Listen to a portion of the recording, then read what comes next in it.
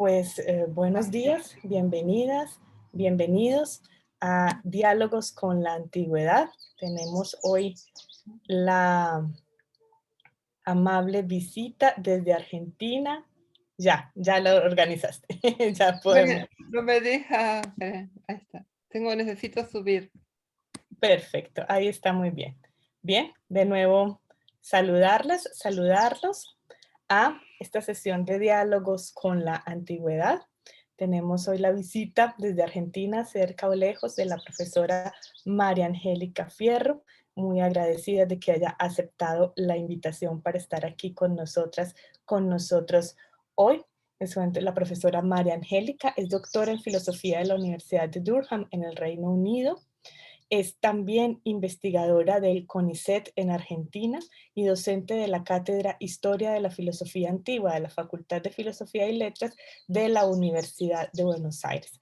La profesora tiene muchas publicaciones en realidad, en inglés y en español. Se concentra su investigación principalmente en la filosofía de Platón, sobre todo en su antropología, en diálogos como El Banquete, República y Fedón. Tiene también una traducción publicada en la editorial Colihue de Fedro, en la editorial Colihue en Argentina. En este momento se encuentra en prensa, aunque nos corregirá si ya está publicada. En ella retoma e integra sus reflexiones sobre la antropología platónica y las vincula a las consideraciones sobre la retórica y la filosofía. Así que muy agradecidas y orgullosas de tenerte aquí, María Angélica. Te escuchamos. No, muchas gracias por la invitación. Para mí es una alegría compartir, aunque sea de esta forma, con ustedes este encuentro, colegas y amigos con los que ya tengo tantos años de recorrido filosófico y existencial. Bueno, con respecto a la traducción, tengo que decir que aunque me mandaron las galeras, no la terminan de publicar, y bueno, espero que para Navidad cumplan con su palabra. Supuestamente iba a estar en octubre, pero realmente yo ya no sé qué, qué esperar de esto. Pero pareciera que por lo menos vi las pruebas de imprenta.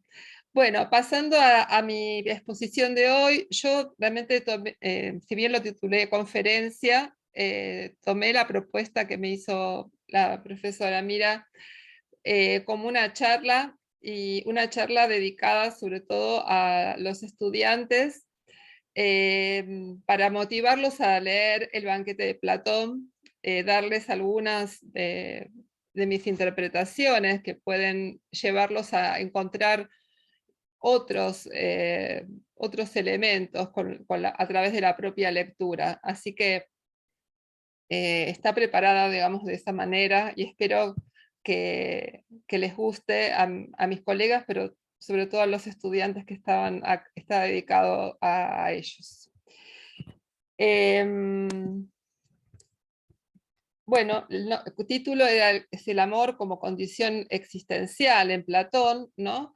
Y esto abre una serie de preguntas. Si es necesario amar para filosofar, qué es el amor según la filosofía, y en el caso de lo que me voy a centrar hoy, por qué el amor es una condición existencial para Platón, una condición existencial además que nos permite y nos facilita filosofar, qué es lo que Platón entiende por amor y qué es lo que entiende por filosofía. Entonces, en primer término, voy a hacer un breve recorrido sobre qué es la filosofía para Platón y cuáles son los antecedentes, digamos, de su conglomerado cultural que está tomando y reformulando para acuñar su noción de filosofía. Como se puede ver en la palabra, ¿no? Está compuesta por dos morfemas, filo y sofía, ¿no? Y el prefijo filo en griego antiguo tenía sobre todo el significado de apego, afición, cariño, frecuentación, familiaridad, ¿sí? Por ejemplo, el nombre Filipos tenía que ver con el que era aficionado a los caballos, ¿sí? Y también como un segundo sentido, pero que era menos frecuente, estaba menos ligado a la concepción de filo, estaba el de deseo, ¿no? Que estaba presente, por ejemplo, en el uso del verbo philein, cuando se hacía la famosa pregunta que se hacen los enamorados de ¿me querés? Se decía en griego phileis eme. Pero sobre todo, este prefijo filo y uno de los sustantivos ligados a él, que es filía, tenía que ver con el cariño y la amistad. De hecho, la palabra filía, que se suele traducir por amistad, tenía un sentido más amplio de frecuentación, familiaridad, afecto, ¿sí? Que se extendía no solo a lo que pensaríamos que son los amigos, es decir, justamente los afectos por fuera de la familia, sino también en las relaciones entre padres e hijos, entre hermanos, entre esposos, ¿sí? Y esta relación implicaba reciprocidad y lealtad. Esto con respecto al prefijo filo. Y con respecto a Sofía, este término, anteriormente a Platón, lo encontramos en Homero refiriéndose, por ejemplo, a un conocimiento técnico específico, como el que podía tener un carpintero para construir apropiadamente un barco, ¿no? el mástil de un barco. También para referirse al saber político, como en el caso de Solón, ¿no? Que el famoso legislador y estadista ateniense, ¿no? Que fue considerado como uno de los 7 sabios, justamente. Y después ya en el siglo VI, cuando empiezan a aparecer los filósofos de la naturaleza y también las teorías médicas, la sofía podía referir a este conocimiento sobre la naturaleza. Estos serían los antecedentes del término filosofía que recibe Platón. Con respecto a este sentido de interés, de afecto, de afición, lo encontramos, por ejemplo, en el discurso fúnebre de Pericles, que recrea Tucídides en la guerra del Peloponeso, en un famoso pasaje donde le dice Pericles a los atenienses que ellos son aficionados a lo bello, filocalumen, y tienen un inexpugnable interés por la cultura, filosofumen. Ahí, por ejemplo, si la traducción que hiciéramos fuera filosofamos, ¿no? Estaríamos haciendo un anacronismo con respecto al término filosofía. Acá el verbo filosofeo tiene que ver con esto de sentir un interés, una afición, ¿sí? Por el conocimiento en general, ¿sí? Y, por ejemplo, otro de los pasajes muy conocidos donde aparece el verbo filosofeo también es este pasaje de las historias de Heródoto, donde se narra una visita de Solón al rey Creso de Lidia, y Creso lo describe a Solón, al mismo Solón del que hablábamos antes, como alguien que ha viajado mucho, deseoso de conocimiento, y aparece de nuevo el verbo filosofein. Nuevamente, este conocimiento es un conocimiento general que, por ejemplo, que se adquiere a través de las experiencias, en este caso, de los viajes, los conocimientos geográficos, antropológicos, que aparecen, por ejemplo, ejemplificados en las propias historias de Heródoto. Platón hace con muchos elementos de su conglomerado cultural, lo que hace es retomar el sentido tradicional de los términos, jugar con ellos y transformarlos para darle un sentido propio. Y en el caso del término filosofía, tan importante para nosotros, hay también como una especie de transposición, porque el protagonismo en filo, en el primer componente, en el prefijo, lo pasa a tener el sentido de deseo y amor por la sabiduría, que él lo va a relacionar justamente con el eros, que va a ser lo que vamos a ver en la segunda parte de la charla. Y como un segundo momento, como algo a lo cual se llega, va a entrar a jugar este sentido de familiaridad y de filía con la sabiduría. Entonces, hay una reformulación con respecto al primer componente en cuanto al énfasis que pone, y también con respecto al segundo, porque para Platón la sofía ya no va a ser ese saber artesanal, ni el saber político, ni específicamente conocimientos médicos o de la naturaleza, sino que va a tener una definición muy precisa de lo que es la sabiduría. La sofía va a ser el conocimiento absoluto de la estructura esencial de la realidad, esas esencias de las que nos hablaba al comienzo el profesor Alfonso en cierto sentido, que para Platón, el Platón clásico sobre todo, son las formas o las ideas, ¿sí? Entonces, la filosofía para Platón va a ser ante todo amor a la sabiduría, entendida la sabiduría de esta manera más específica y técnica, diríamos, o propiamente platónica. Entonces, con esto de enfatizar lo de que es amor a la sabiduría, la filosofía, Platón va a establecer siempre una especie de gap insalvable, digamos, entre aquello a lo que el hombre aspira, y sobre todo el filósofo, justamente como amante de la sabiduría aspira, y lo que puede alcanzar. La sofía como conocimiento absoluto de las esencias va a ser algo propio del Dios para Platón, al cual va a ser un paradigma al cual el ser humano trata de aproximarse. Y en cierto sentido lo logra, pero lo logra siempre con algún tipo de parcialidad, ya sea por que el camino recorrido no llega a reconstruir este mapa idético, porque también va a haber una limitación temporal y corporal, digamos, que le va a impedir tener ese conocimiento absoluto de manera inmediata. Por eso es que a los platónicos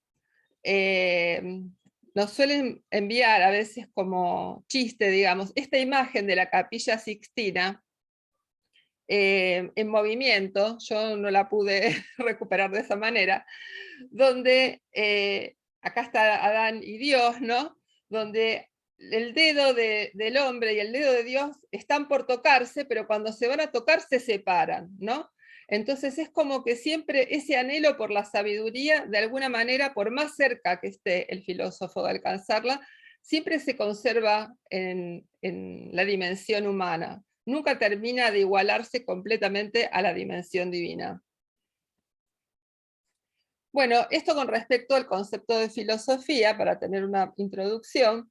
Y ahora vamos al otro concepto que me ocupa hoy, que es el concepto de amor, o la concepción de eros, donde voy a hacer un recorrido similar. Primero voy a tratar de hacer una breve reconstrucción de la concepción griega de eros, para después referirme a cuál sería la transformación que opera Platón con respecto a esta concepción en el banquete y cómo la vincula a la filosofía.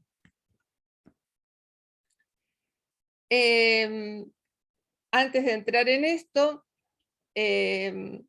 justamente ¿por qué la importancia de hablar del amor y la filosofía en Platón?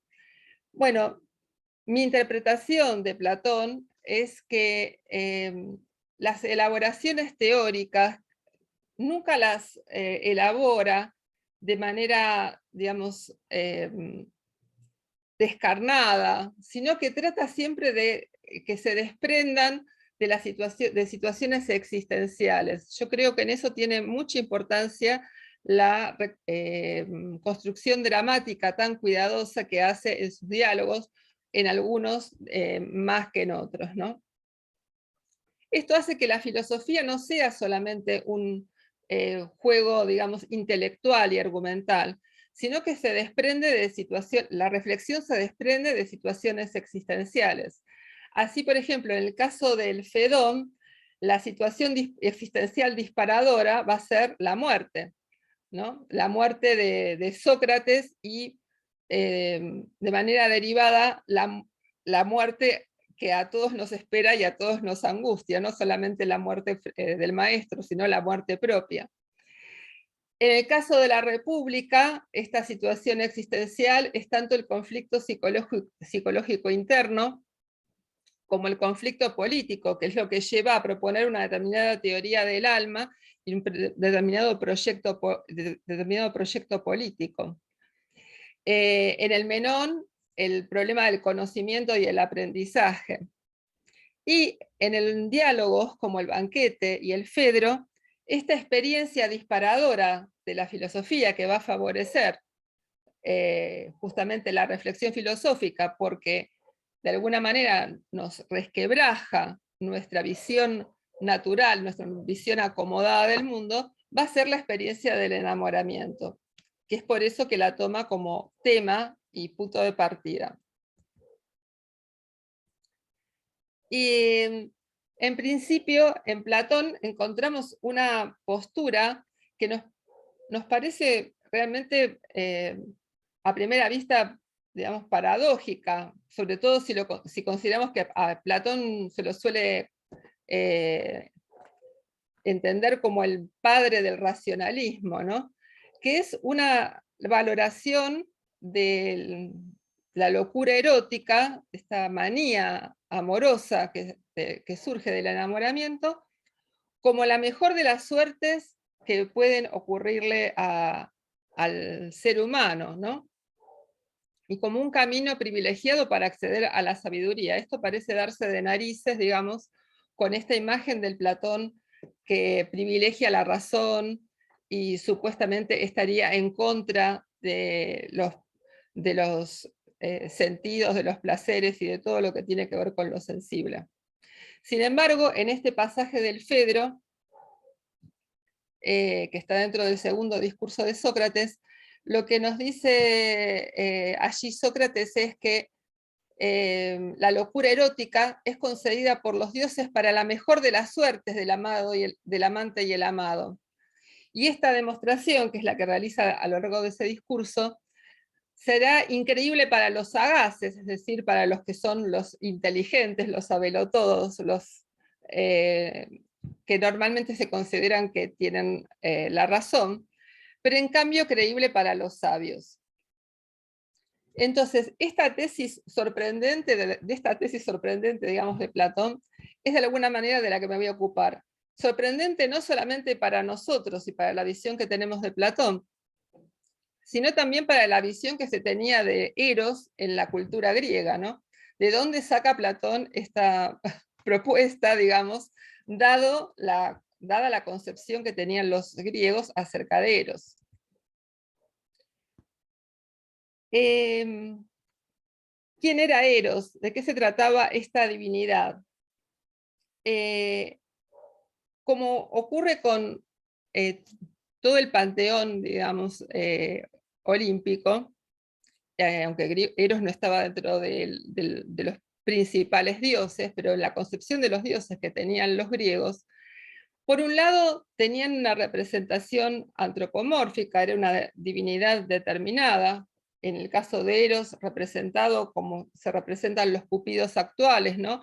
Con las alas, las flechas, el carcaj, ¿no? Apuntando a sus víctimas. Pero por otro lado, también representaba la emoción misma que sentían los enamorados. Es decir, para los griegos no había una diferencia tajante entre esta representación de la divinidad particular y esta fuerza que no se podía controlar y que por lo tanto se vivía como una presencia divina. Lo mismo podía pasar, por ejemplo, con las fuerzas de la naturaleza, ¿no? Que también eran consideradas por eso como divinidades y al mismo tiempo como divinidades específicas, del mar o del viento.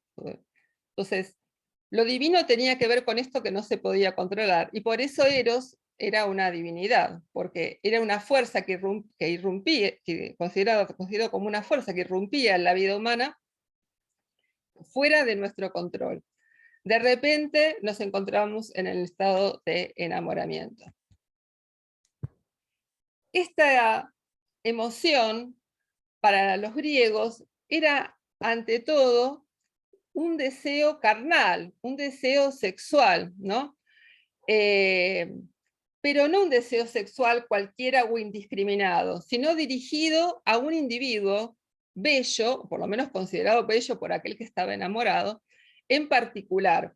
Por eso acá yo les pongo la representación de la película Troya, ¿no? Donde están Helena y Menelao, porque justamente en un pasaje de la Ilíada aparece ejemplificado esta concepción del amor. No la voy a leer toda, ¿no? Pero justamente en la historia del rapto de París, de la bella Helena, con consentimiento de ella, por lo menos en la historia mítica, ¿no?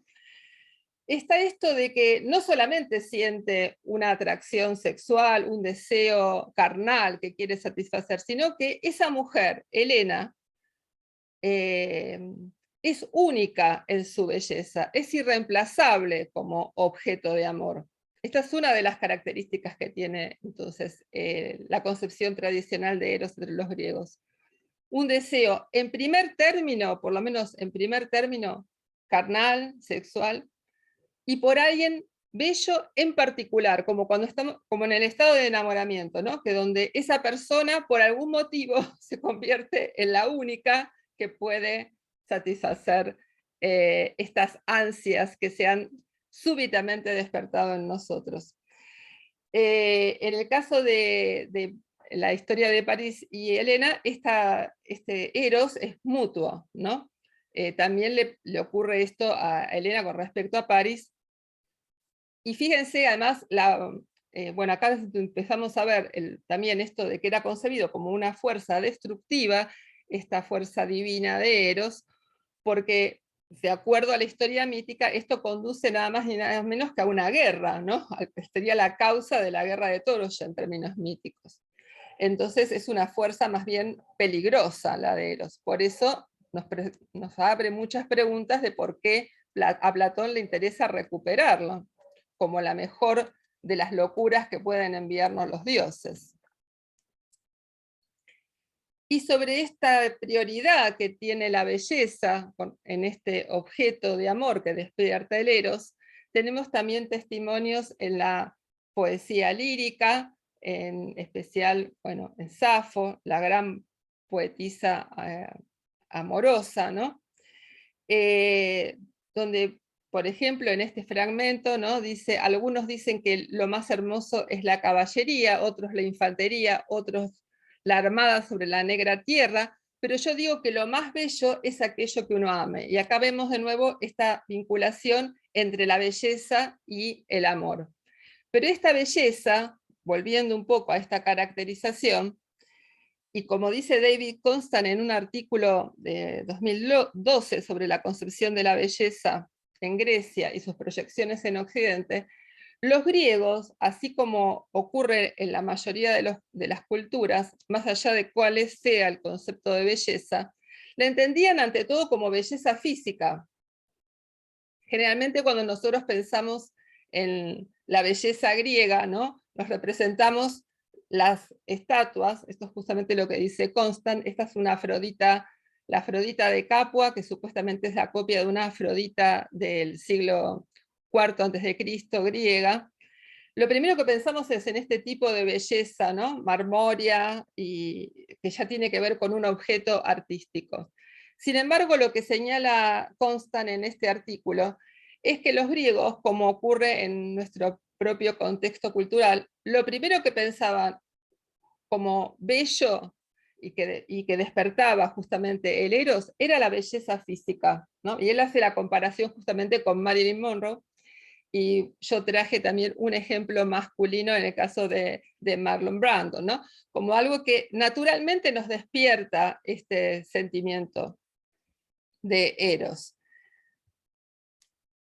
Por otra parte, terminando con esta caracterización de Eros en la cultura antigua, este deseo por alguien bello en particular que tiene en principio un origen carnal o sexual, es de una intensidad mayor que el de un deseo corriente. Por ejemplo, la bebida, la comida, o si el sexo lo pusiéramos equiparado, digamos, a cualquiera de este tipo de deseos.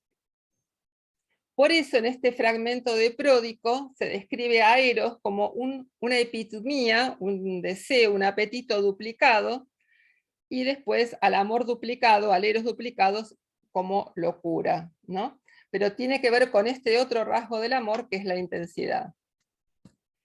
Entonces, para diferenciar entre el Eros y la filía, a la cual me referí al principio cuando hablé del prefijo filo,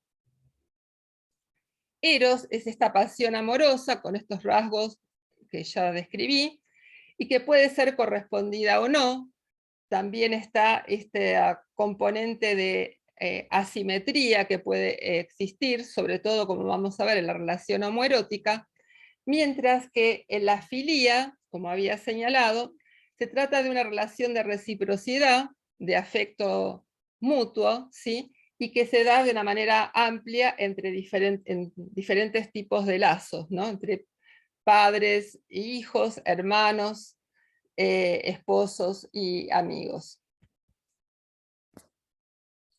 Entonces, dadas estas características ahora ya de Eros, lo que es notorio en la tradición griega en la que Platón elaboró su teoría del amor, es que sobresalen en la literatura los efectos destructivos de Eros. Uno de los testimonios más citados al respecto son estos versos del coro de la Antígona de Sófocles, donde el coro dice: quien te posee, amor, enloquecido queda, tú asimismo arrancas de los hombres justos pensamientos injustos para su propia ruina, es decir, conduce a la destrucción, conduce a la aniquilación. Entonces, ¿por qué esta fuerza, digamos, querría ser retomada para Platón como impulsor de la filosofía? Lo mismo pasa en otras tragedias, como en Fedra, ¿no?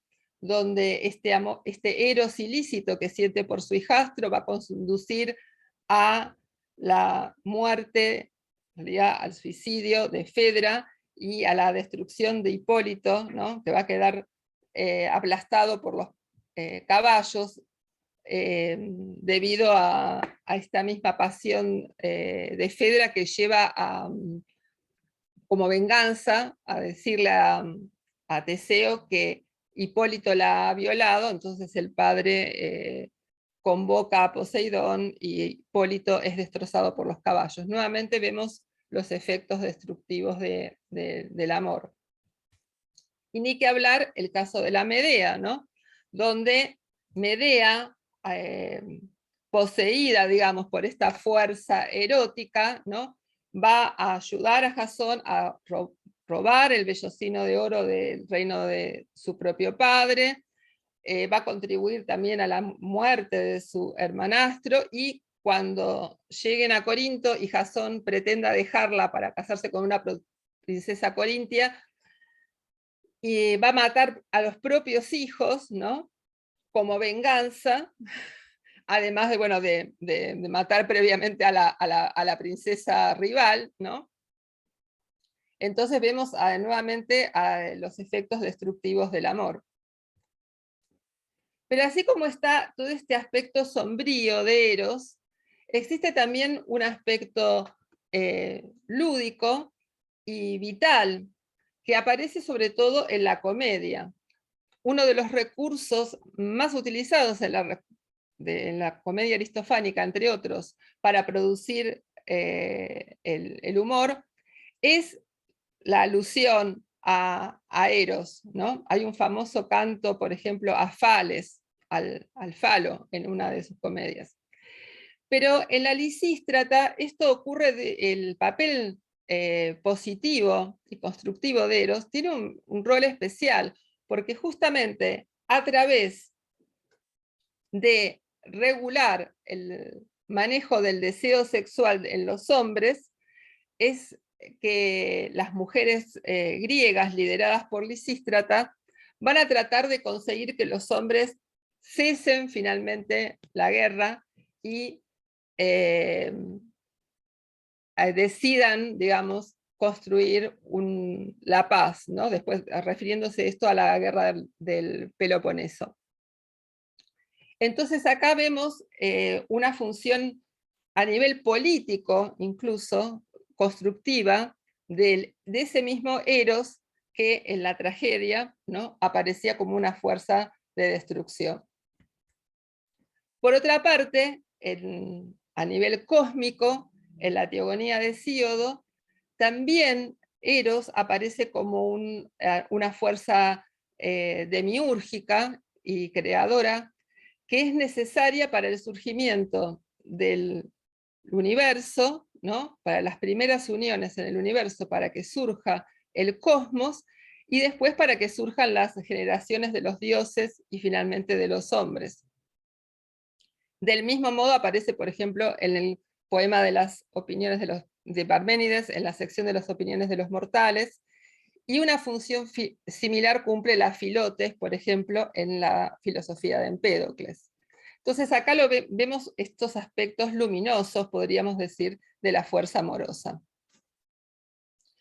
Finalmente, para terminar esta caracterización del Eros en la cultura griega, concepción de la cual va a partir Platón, Platón sobre todo se va a centrar en el Eros que se daba en la relación homoerótica, típica en la sociedad ateniense, entre un joven efebo que aspiraba a ingresar a la adultez y al ejercicio de sus derechos como ciudadanos, y un hombre adulto, el Erastés, que a cambio de los favores sexuales del muchacho, prometía, le prometía un ingreso exitoso, un aprendizaje para ingresar exitosamente al ejercicio de esta ciudadanía. Y en los simposios, justamente, era donde se daban un título que lleva el título de una de las obras de Platón acerca de Eros, ¿no?, el banquete, el simposio. En los simposios justamente era uno de los lugares donde se daban estos encuentros entre estos hombres mayores, entre los erastai y los paidicá, ¿no?, estos efebos que eran iniciados a través de estos ciudadanos atenienses más experimentados exitosamente en la vida política ateniense. Me refiero muy brevemente a que en el caso de las mujeres también el Eros tenía un lugar fundamental en su iniciación, pero como sabemos, estaban reducidas a ciertas funciones, no tenían una participación activa, salvo excepciones en la vida política.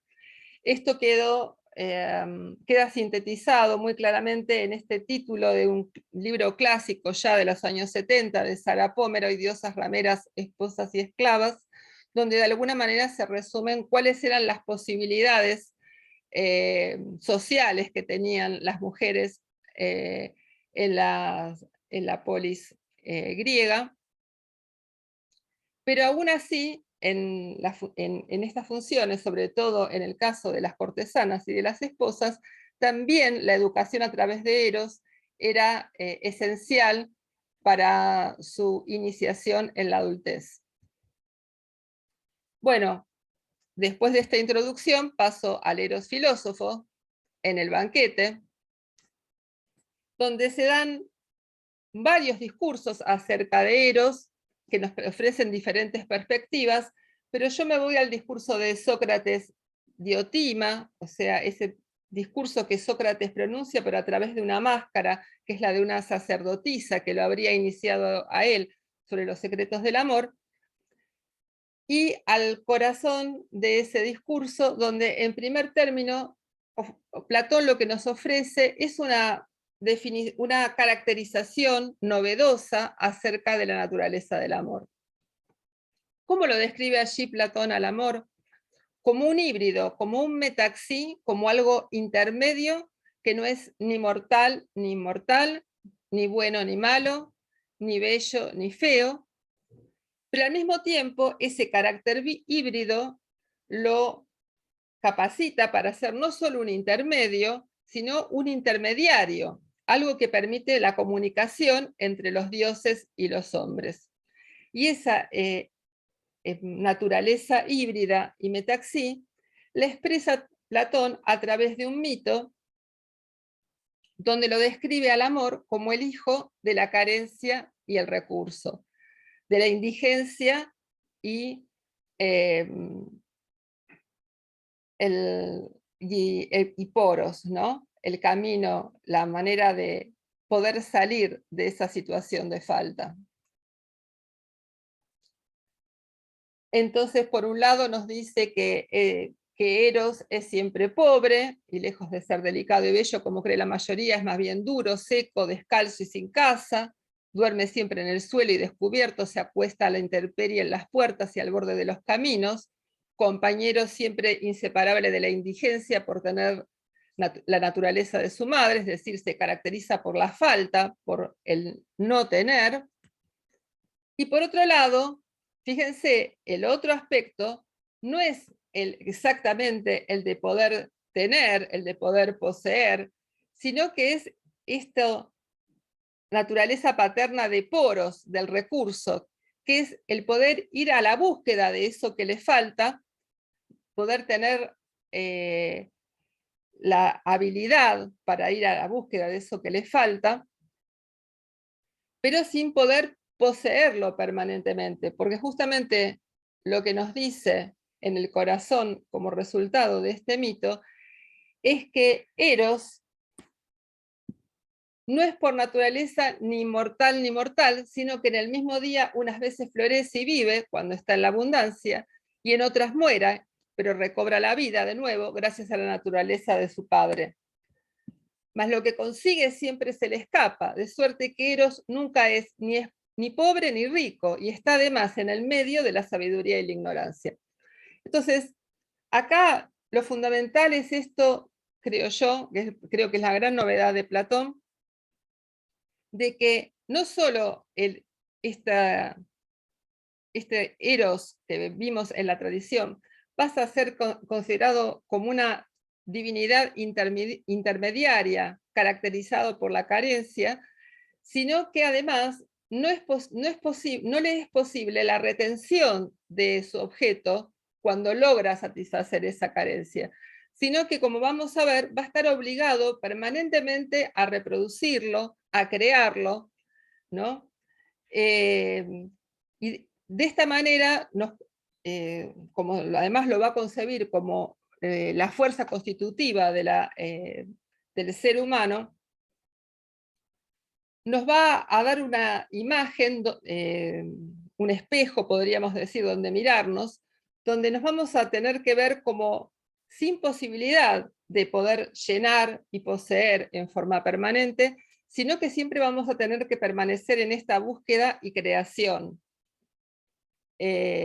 digamos, como una característica propia de la naturaleza humana. Y dentro de esta búsqueda, de esto que nos falta, va a ocupar un lugar especial para Platón, la búsqueda justamente de la sabiduría, ¿sí? Por eso Eros va a ser universal para todos, va a ser constitutivo de toda la naturaleza humana, esto de ser carente y al mismo tiempo con recursos, pero se va a dar de una manera especial en el caso del filósofo, donde lo que va a reconocer es la carencia de la sabiduría y su vida va a estar guiada por este deseo de la búsqueda de la sabiduría.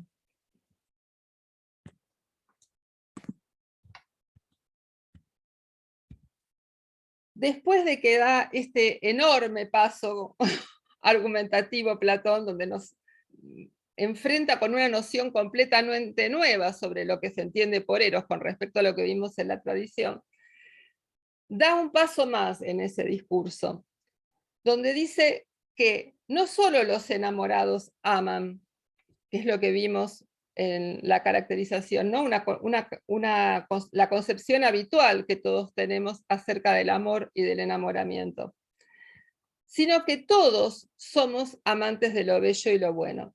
Y esto es, como les estaba anunciando antes en la exposición, justamente el punto novedoso de la propuesta de Platón, de que esta naturaleza carente y al mismo tiempo con recursos, no es algo que solamente experimentan aquellos que se enamoran, ¿no? Claramente, ¿no? Que experimentan la ausencia del amado y la necesidad permanente de buscarlo, podríamos decirlo. Sino que Platón esto lo transfiere a toda la naturaleza humana y nos transforma a todos en amantes de lo bello y de lo bueno. Entonces, ¿qué consecuencias tiene esto? Esto es todo el primer paso en el cual en el discurso de Diotima se establece cuál sería para Sócrates y Diotima la naturaleza del amor, a la cual se han referido erróneamente, o por lo menos parcialmente erróneamente, todos los discursos anteriores. ¿Cuál es la consecuencia? La consecuencia es qué tipo de obras, qué tipo de hacer le es posible a Eros y a nosotros, en realidad, en tanto que somos amantes, en tanto somos carentes y con recursos.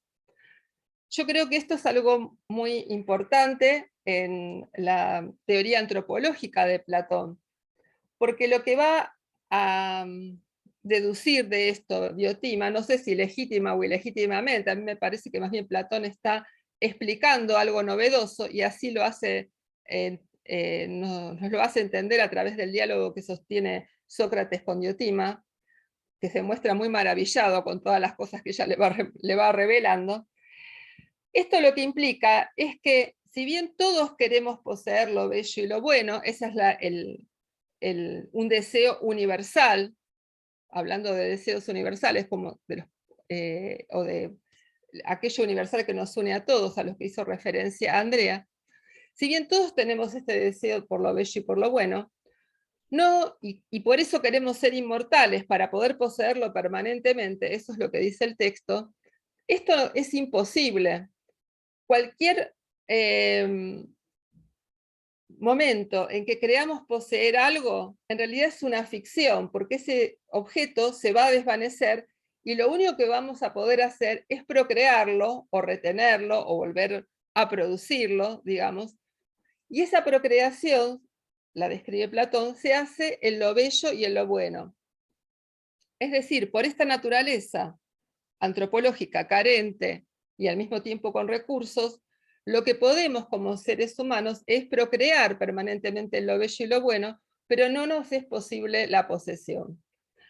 Acá traje como ejemplo la película de La voz de la luna de Fellini, porque justamente ahí tratan de atrapar a la luna con cuerdas, cosa que es imposible, ¿no?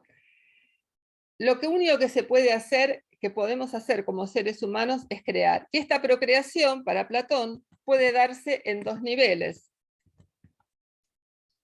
Un nivel que compartimos con los animales, que es la procreación biológica, donde se muestra esta fuerza procreativa de Eros también en este plano que compartimos con los animales, y de una forma más elevada a través de la procreación cultural, donde entra la procreación de leyes, la procreación de saberes en el otro, la procreación artística, la realización de hechos heroicos que quedan en la memoria cultural y perduran de esa manera en la memoria cultural y quedan como bienes en las sociedades y en las comunidades. Estos tipos, ahora bien, si bien todos somos carentes y con recursos, y entonces, todos estamos constituidos por el amor, y en ese sentido forma parte de la existencia, de la condición de existencia humana, ese amor, ese eros, dice Platón, puede estar dirigido en distintas direcciones.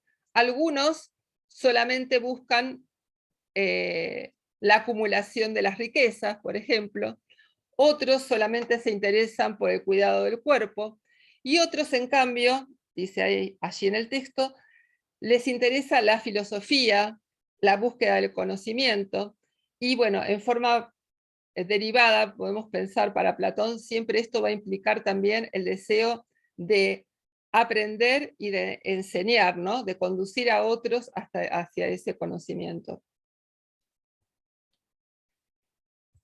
Entonces, esas mismas direcciones del deseo también es lo que va a determinar los distintos tipos de procreación, ¿no? En las que se va a concentrar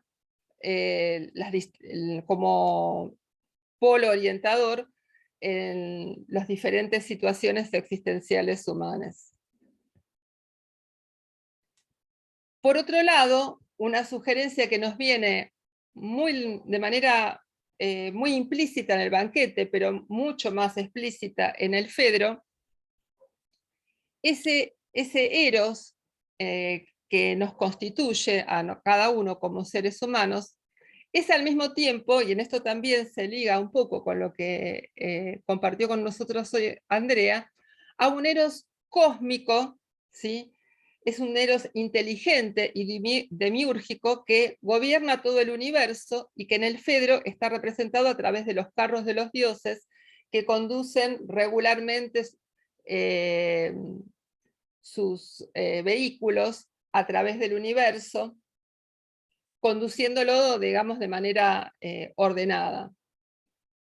Entonces, en esa procreación en la belleza, en la medida en que podemos orientarla más y más hacia una procreación de mayor calidad y de mayor proyección también, nos sumamos como seres humanos a este eros inteligente y demiúrgico del cosmos.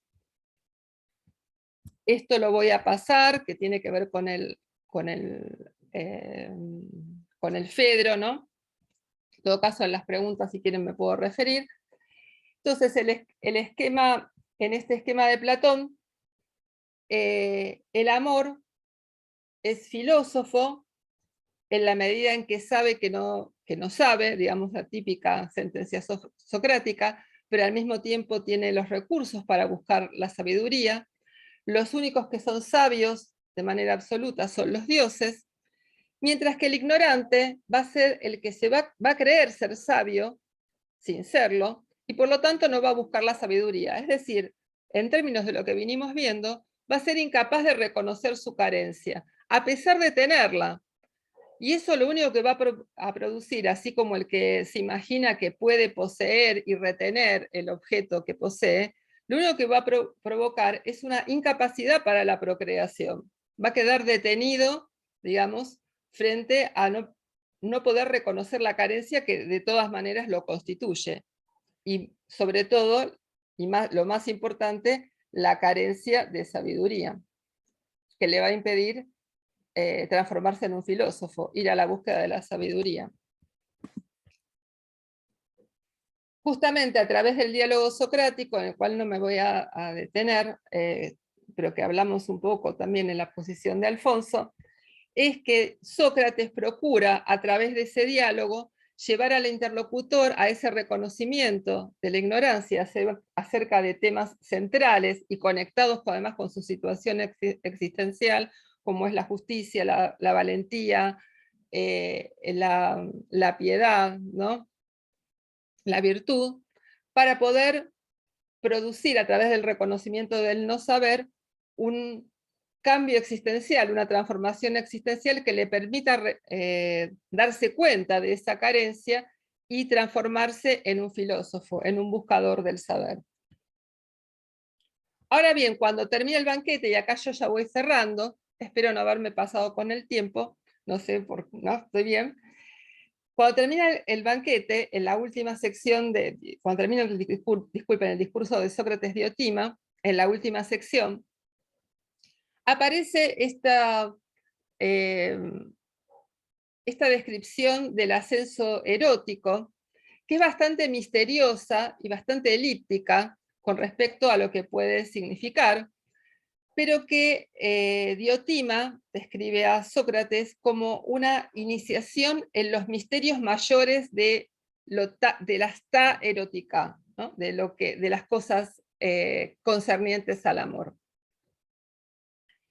Lo que encontramos ahí es un una escalera amorosa donde al mismo tiempo que se va ascendiendo a una mayor comprensión de lo bello y a una comprensión más profunda y a la vez más amplia de lo bello, también se va transformando el eros y va aumentando su capacidad procreativa. Yo les digo brevemente cómo lo entiendo este ascenso, como para que tengan una aproximación. Como les digo, la charla un poco es más bien una invitación a después leer, en base a esto, releer el banquete platónico. El primer nivel es el de un cuerpo bello. Esto coincide justamente con lo que veíamos que era la concepción tradicional de Eros. La primera manera de acercarse a la belleza es a través de esta atracción que nos produce la belleza física. Esto mismo lo está tomando Platón en el inicio del ascenso.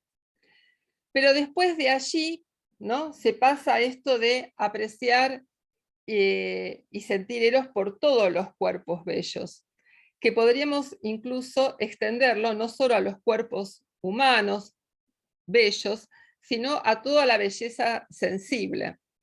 Esto sería como un primer nivel de comprensión de la belleza, que además nos permitiría un primer nivel de procreación. Podemos procrear belleza, comprender belleza, reproducir belleza en un nivel estético corporal. Pero en esta escalera amorosa, Diotima propone un segundo nivel, ya más difícil de alcanzar, pero que podríamos decodificar, yo creo, a la luz de la obra platónica, que es la comprensión de la belleza de las almas, de las obras, de las leyes y de las instituciones. ¿Cuál es el concepto de belleza, digamos, que está, creo, pensando Platón acá? Es este concepto griego, digamos, de proporción, y que está íntimamente ligado al concepto de bondad también, ¿no?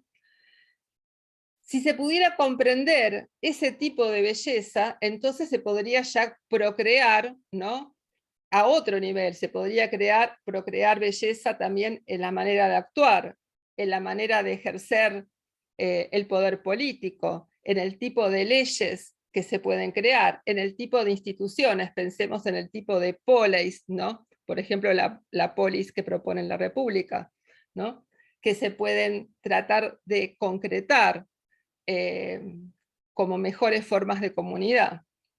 Y en un nivel todavía mayor estarían las técnicas y ciencias. Si nos remitimos a la República, las técnicas, bueno, tienen que ver con un producir a través, guiado por un logos racional, pero que tiene una producción, digamos, sensible. Mientras que las ciencias, en el caso, por ejemplo, de la República, que son la aritmética, la geometría, la astronomía, la estereometría y, por último, la dialéctica, ¿no?, implicarían ya un nivel de comprensión de lo que es lo bello, o sea, una ciencia bien organizada y además conectada con las otras ciencias y técnicas, donde, bueno, ya tenemos que pasar a una comprensión de la belleza más abstracta y que implica un mayor esfuerzo, y también donde por ahí menos pueden llegar. Y como último paso, que Platón dice que es accesible a muy pocos en esta vida, llegaría un momento en que se puede, de comprensión, donde uno puede desprenderse de todo tipo de manifestaciones individuales, incluso de estas más abstractas que están en el nivel 3, y llegar a la contemplación de la belleza pura, ya totalmente desdistanciada, que podríamos relacionarla quizás con un momento místico, digamos, donde se logra salir de la temporalidad. Cuanto mayor sea, fíjense, cuanto mayor sea la comprensión de la belleza, mayor va a ser la posibilidad de procreación, de visión, de identificación que podamos tener de la belleza, y por lo tanto, mejor vamos a poder resolver, de manera más satisfactoria, vamos a poder resolver justamente esa carencia y esa utilización esa posibilidad de utilización de los recursos que tenemos, que nos constituye como seres humanos. Acá hay una representación del ascenso de Sócrates que le propone Diotima por un profesor de filosofía de mi facultad, ¿no? Que hizo una historia de la filosofía a través de la historieta, y donde justamente vemos esta invitación de Diotima, ¿no? Donde Sócrates no se atreve a subir. Está acá esto de que solamente unos pocos podrán atravesar y llegar hasta el final de la escalera erótica. Bueno, se los traje como una síntesis de esta exposición. Y entonces, como última instancia, estaría esta posibilidad de la contemplación de la belleza, que, como decía, sería la de una captación repentina, ¿no? Donde se podría prescindir de todas las instanciaciones individuales, aún de las que corresponden a las ciencias y a los conocimientos, y se accedería a la belleza pura, eterna, ¿sí? Donde ya no se muestra con ningún aspecto, sino que accedemos o nos unimos con ella, a ella a través de una captación directa.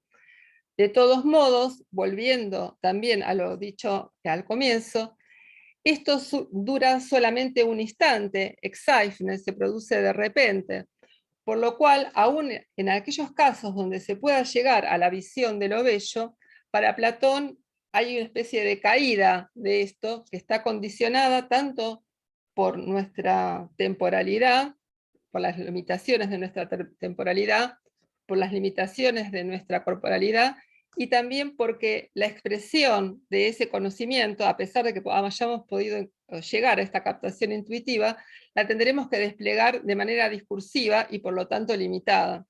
Esa va a ser la única posibilidad que se le va a presentar al ser humano.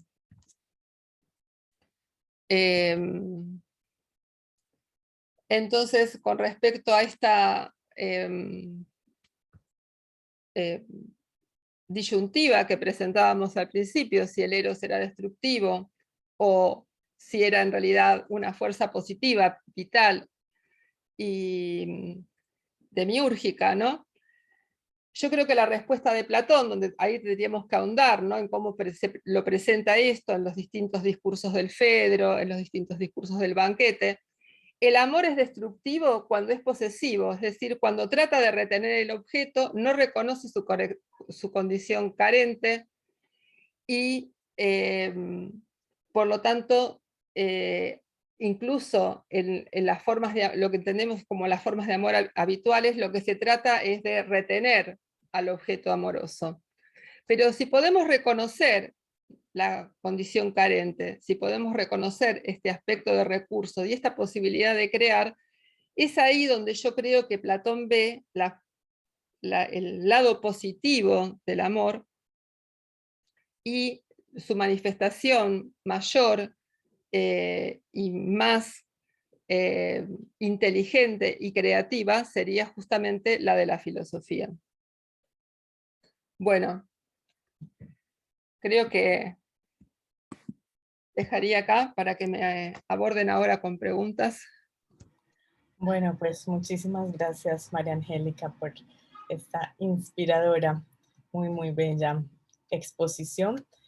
Bueno, antes de empezar con las preguntas, quisiéramos recordarles que en el Instituto de Filosofía estamos en las inscripciones para los posgrados, así que los invitamos a visitar nuestra página web. También me gustaría recordarles que, y a quienes nos están siguiendo por Facebook, que mañana seguiremos con nuestro evento. Empezaremos a las 8:30 de la mañana con el profesor Sergio Orozco Echeverry, Elementos aristotélicos en un tratado de cosmografía neogranadino. Mañana tendremos un día exclusivamente aristotélico. Se pueden inscribir por portafolio, pueden ingresar por Zoom o pueden escuchar también la última ponencia del día por Facebook Live. Bien, entonces tenemos algunas, bueno, tengo una pregunta aquí que me reportan por el Facebook y luego un espectador que nos va a preguntar. Vamos a empezar por esas dos. Eduardo, pregunta María Angélica, ¿podemos decir que el Eros es una ruta hacia el conocimiento? Bueno, yo lo que traté por ahí muy apretadamente de exponer, ¿no? Es que el Eros es una ruta hacia el conocimiento si está bien encauzado, ¿no? En primer lugar, va a ser una ruta hacia el conocimiento si empezamos por poder reconocer nuestra falta y nuestra carencia con respecto al conocimiento. De lo contrario, el proceso, digamos que no puede ni empezar. Y después, bueno, acá viene todo el tema de, por eso está todo, digamos, muy apretadamente dicho, ¿no? Pero todo el tema de la pedagogía y el programa educativo de Platón, donde es necesaria para poder desarrollar este amor por el conocimiento y conducirlo a buen puerto, digamos, la dirección de un maestro a través del diálogo, que es justamente lo que muestra a través de los diálogos platónicos, ¿no? Lo que está ejemplificando todo el tiempo a través del personaje de Sócrates, ¿no? Pero por otro lado, no quiero dejar de señalar que Platón, digamos, no es, por eso también la presentación de qué entendían los griegos por Eros, de que podía ser una fuerza destructiva, así como una fuerza creadora y positiva. Platón no es ningún ingenuo, y él mismo en el banquete lo muestra en la figura de Alcibíades, y en el Fedro lo muestra en los dos primeros discursos. Él sabe que el Eros puede conducirnos también al desastre, digamos, ¿no? Entonces, va a ser una fuerza que nos conduce al conocimiento si está bien dirigida, digamos, si encuentra su vertiente adecuada. Si se desvía hacia las riquezas, hacia los honores, bueno, ahí nos va a llevar, por el contrario, a el desastre, digamos, ¿no? Entonces, no es que necesariamente nos va a conducir hacia lo mejor. Tiene que estar bien conducido, tiene que estar bien dirigido, es una fuerza resultante de todas las fuerzas de deseo que existen en el alma, el eros en el fondo, así es como yo lo entiendo en Platón, para que se transforme en una fuerza, justamente la fuerza indispensable para la búsqueda del conocimiento. Gracias, María Angélica, y gracias, Eduardo, por la pregunta. Tenemos una pregunta de nuestros asistentes por Zoom que va a ser a viva voz. ¿Ya tiene autorización para hablar, por favor? Buenos días. Muchas gracias por la presentación. Tengo una pregunta sobre...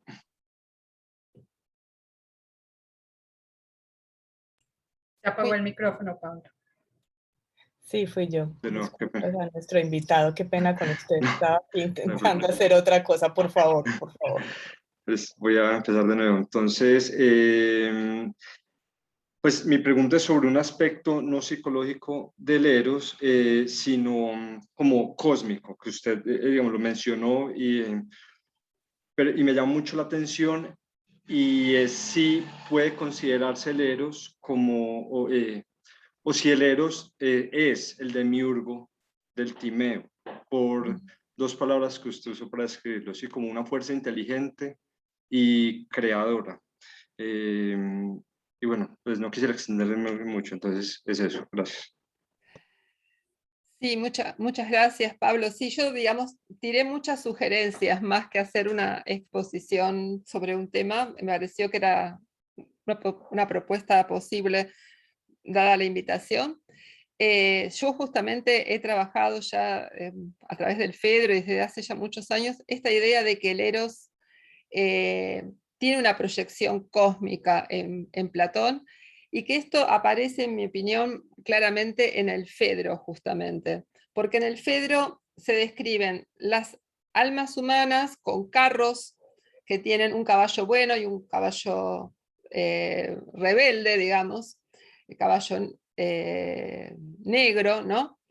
Un carro que tiene alas, o sea, que tiene, esas alas simbolizan a Eros, que pueden, en realidad que tratan de dirigirse hacia la realidad eidética, pero como contrapartida están las almas de los dioses, que tienen carros donde tus caballos son todos buenos, donde las alas están siempre potentes y crecidas, digamos, en el caso de las nuestras se pueden romper, se pueden debilitar, y estos carros de los dioses se los describe, si bien con a través de una figura, como ustedes ven, mítica y a la vez antropomórfica, porque dice que va Zeus primero, le siguen después los otros dioses olímpicos con sus carros, se los describe realizando trayectos circulares perfectos por dentro del Uranos y asomándose regularmente al lugar fuera del cielo para contemplar sin problema a las ideas, cosa que para los seres humanos es imposible. En el terreno mítico y también cuando pasamos al terreno, digamos, más puramente argumentativo y conceptual en Platón. Entonces, esta caravana divina, yo creo que justamente está simbolizando el caso de Zeus, remitiendo, no soy yo sola, ¿no?, acompañada por otros intérpretes, al alma del universo, ¿sí?, al alma del mundo, del Timeo, que conduce inteligentemente el movimiento del universo todo, y el resto de los dioses estarían representando los movimientos inteligentes de los astros, ¿no?, que también responden a una racionalidad que implicaría que tienen el alma de esos astros, tienen un conocimiento acabado justamente de las ideas, de las esencias, de lo que es lo mejor, ¿no?, sin las imperfecciones que presenta el conocimiento humano. Entonces, dado que aparece claramente la imagen del carro alado y de estos dioses que recorren perfectamente el universo, yo he mostrado, bueno, por lo menos en 2 trabajos que tengo, que justamente podrían ser entendidos como, a la luz del Timeo, como el alma del mundo, y por lo tanto como un eros cósmico, al que nosotros en mayor o menor medida nos podemos sumar en la medida que conduzcamos apropiadamente nuestro propio amor. Bien, muchas gracias Pablo por su pregunta. Em, Tengo aquí en el chat, sí, bueno, me parece que hay aquí otra pregunta de Vanessa. Muchas gracias, profesora, su trabajo es inspirador. Me llamó la atención la relación entre eros y memoria. Esta posibilita aquella, pero ¿sería posible pensar que la memoria es necesaria para el amor? Bueno, justamente uno de los temas que he estado trabajando en los últimos tiempos. Yo creo que hay una mutua implicancia entre el amor y la memoria. ¿En qué sentido? En que todos los sucesos amorosos, como pasa, digamos, en el sentido más convencional de la experiencia amorosa, que Platón acá la está extendiendo, como ustedes ven, a un plano existencial e incluso cósmico, ¿no? Los eventos amorosos son, digamos, atesorados como recuerdos, digamos, con mucha más intensidad que otro tipo de acontecimientos, ¿no? Entonces, digamos que el amor como tal es incentivador de la memoria. Justamente todo el banquete está construido a raíz de que se recuerdan esos discursos sobre el amor, pero también son recordados por amantes o fanáticos de Sócrates, ¿no?, que han mantenido este relato inolvidable. Digamos que justamente todo lo que tiene que ver con los acontecimientos amorosos de alguna manera es inolvidable, ¿no? Entonces, el amor por un lado incentiva a la memoria. Pero por otro lado podríamos decir que la memoria alimenta el amor, es decir, podemos seguir conservando ese sentimiento amoroso en la medida en que se mantiene ese recuerdo. Es como que hay una especie de mutua implicancia para mí, me parece, para Platón, entre amor y memoria. Ahora, lo que sí me gustaría decir es que Platón, digamos, podemos distinguir dos maneras de tratar el tema de la memoria y el amor. Uno en donde la memoria es la memoria como la entenderíamos más naturalmente, digamos, como el recuerdo de algo que ya conocimos o experimentamos, que es el concepto de memoria que aparece en el banquete, y donde igual esa memoria justamente es de alguna manera incentivadora de la actividad procreativa de Eros, tanto a nivel biológico como a nivel mental, porque a través de la actividad procreativa de Eros es que se pueden conservar tanto los elementos físicos que nos componen en nuestro cuerpo, como los contenidos mentales. Pero Platón, como ustedes saben, habla además de una forma especial de memoria, que es la reminiscencia, que es la anamnesis, y nuevamente ahí hay una relación importante que aparece en el Fedro entre anamnesis y eros y amor. La anamnesis, por un lado, como la describe también en otros diálogos, en el Fedón y en el Menón, puede ser despertada, por ejemplo, en el Fedón, a través de la percepción sensible, ¿no? Podemos recordar de los leños iguales a lo igual, y aparentemente ahí no hay un protagonismo, digamos, de el Eros. Pero en el Fedro, él afirma que el disparador más potente que tenemos para recordar las ideas, y en realidad para recordar una idea en especial, que es la idea de la belleza, es justamente el amor, ¿no? El amor es una especie de facilitador para el proceso de anamnesis, que después se tendrá que completar o continuar a través también de un trabajo reflexivo y discursivo, digamos, muy parecido al trabajo dialéctico, ¿no? Pero la anamnesis, la reminiscencia de la idea de la belleza, tal como aparece descrita en el Fedro, sería algo que sería como, es también nuevamente como el amor carnal, digamos, es algo que se produce de manera mucho más inmediata y que por lo tanto nos facilitaría el proceso de reminiscencia de las esencias o de las ideas. Perfecto, muchísimas gracias a Vanessa. Y tengo por aquí una pregunta para cerrar de Arturo Rivas. Muchas gracias por su conferencia, siempre muy sugerente y clara. Mi pregunta es cómo pensar este eros creativo en relación con el eros carnal y la atracción sexual. ¿Se le puede reorientar o están inherentemente limitados por un eros posesivo? Ajá, esa es la gran pregunta. Yo creo que Platón tiene una respuesta un poco ambigua en esto, o sea, como ustedes saben, y hay muchos textos que lo soportan esto, digamos, que lo amparan a este tipo de interpretación. En una primera lectura lo que parecería es que Platón condena el amor carnal, porque necesariamente, como está sugiriendo quien me preguntó, sería posesivo, ¿sí? Y además limitante,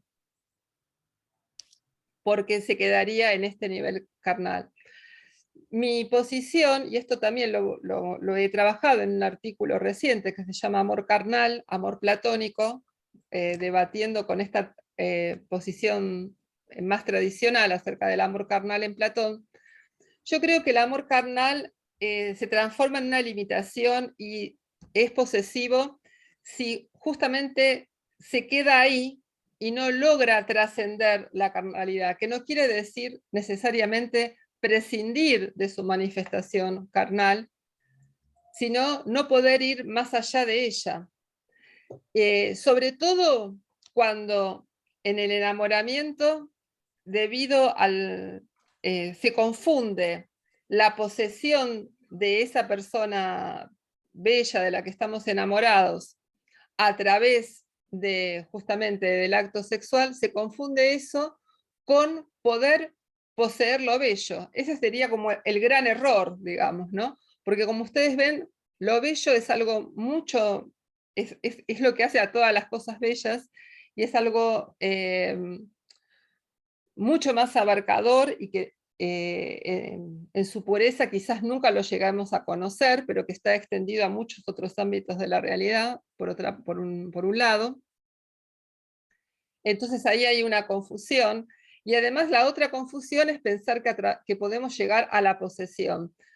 En otras palabras, si el encuentro carnal, si el encuentro sexual se transforma en una manera de procrear y de conjuntamente, Entonces, yo creo que está admitido por Platón, por lo menos en el Fedro lo pone como una segunda posibilidad, la de los amantes que están ambos dirigidos hacia lo bueno y hacia lo bello, y que le dan permiso de vez en cuando al caballo negro a que se saque las ganas, digamos, ¿no? Mientras sigan en ese camino juntos, ¿no? Entonces yo creo que deja abierta la posibilidad a que se pueda vivir positivamente el amor carnal. Bueno, te había dicho que para cerrar, pero tenemos una última, abusando un poco de tu paciencia, de Juan José Rodríguez. ¿El amor sigue siendo un tema relevante en filosofía en la actualidad o tal vez se le ha delegado a la psicología u otras áreas del saber? Bueno, sigue siendo relevante, en primer lugar, porque yo creo que esto que nos está diciendo Platón es relevante y lo podemos, nos puede llevar a repensar nuestra propia condición actual, pero además porque en el caso, por ejemplo, del filósofo francés Alain Badiou,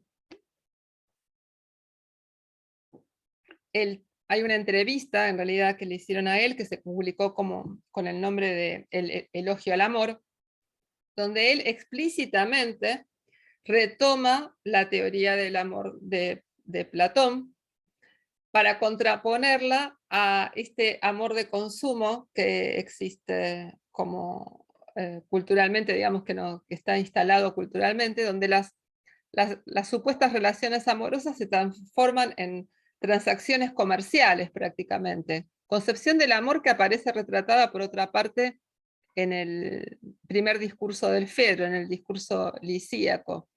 Y justamente Platón viene a romper con esto al poder hacernos pensar en este encuentro entre dos, en primer lugar, sujetos carentes que se encuentran en esto de la procreación, en esto de poder desplegarse, digamos, como sujetos de deseos, donde no hay un interés, un beneficio que se está buscando, ¿no?